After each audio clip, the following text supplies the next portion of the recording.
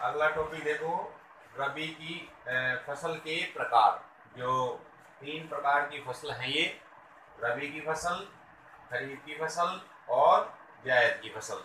ये तीनों ही फसल के जो प्रकार हैं ये ऋतुओं के आधार पर बांटे गए हैं। किस आधार पर है ये? ऋतुओं के आधार पर।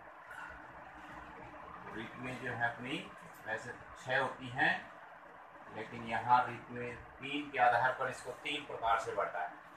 पहला देखो, रबी की फसल, जो कि शीत ऋतु में बोई जाती है, जिसका समय रहता है अक्टूबर से मार्च तक का जो समय है, उसमें जो भी फसल उगाई जाती है उसी को क्या नाम दिया है? रबी की फसल। जैसे कि अपना गेहूं है, चना है, मटर है, सरसों है, अलसी है। ये सारे ऐसे उदाहरण हैं जो शीत ऋतु की फसल हैं, सर्दियों में बोई जाती हैं। इसका समय कहाँ तक रहेगा? लगभग अक्टूबर से मार्च के समथिंग। इसी प्रकार से दूसरी प्रकार देखो, खरीफ की फसल। ये वर्षा ऋतु की फसल है। कौन सी है ये? वर्षा ऋतु की फसल, जो कि अब बोई जा रही है अपने। इसका समय है जून से सितंबर के मध्य।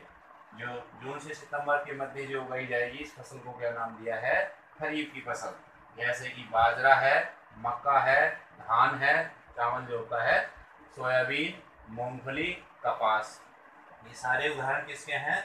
खरीफ की फसल के उदाहरण हैं, जो कि वर्षा ऋतु में बोई जाती हैं, जिसका समय कब से रहेगा? जून से सितंबर तक। इसी प्रकार से तीसरा जो है जायद फसल, जो दोनों फसलों के बीच में 2 महीने का जो अंतराल बचता है, उसमें ये जायद फसल लगाई जाती हैं, जो कि ग्रीष्म ऋतु में आती हैं, जिसका समय अप्रैल से मई का रहेगा। और इसमें उगाई जाने वाली फसलों को ही जायद फसलें कहते हैं। इसमें ज़्यादातर सब्जियां उगाई जाती हैं, जैसे कि ककड़ी है, खरबूजा है, तरबूज है आदि। तो ये सब कैसी फसल है? जायद फसल। तो इस प्रकार से ऋतुओं के आधार पर ये 3 प्रकार की फसल हैं। रबी की फसल, जो कि शीत ऋतु में बोई जाती है, जिसका समय अक्टूबर से मार्च में होता है, और इसके उदाहरण जैसे गेहूं, चना, मटर, सरसों, अलसी।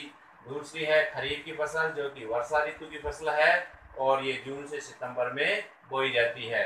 इसके उदाहरण हैं जैसे बाजरा, मक्का, धान, सोयाबीन, मूंगफली, कपास। तीसरी है जायद फसल, जो रबी और खरीफ की फसल के मध्य 2 महीने का जो अंतराल बचता है, उसमें ये ग्रीष्म ऋतु का समय है, जो अप्रैल मई का समय रहता है। उसमें उगाई जाने वाली फसलों को जायद फसल कहते हैं, जैसे कि ककड़ी, खरबूजा और तरबूज।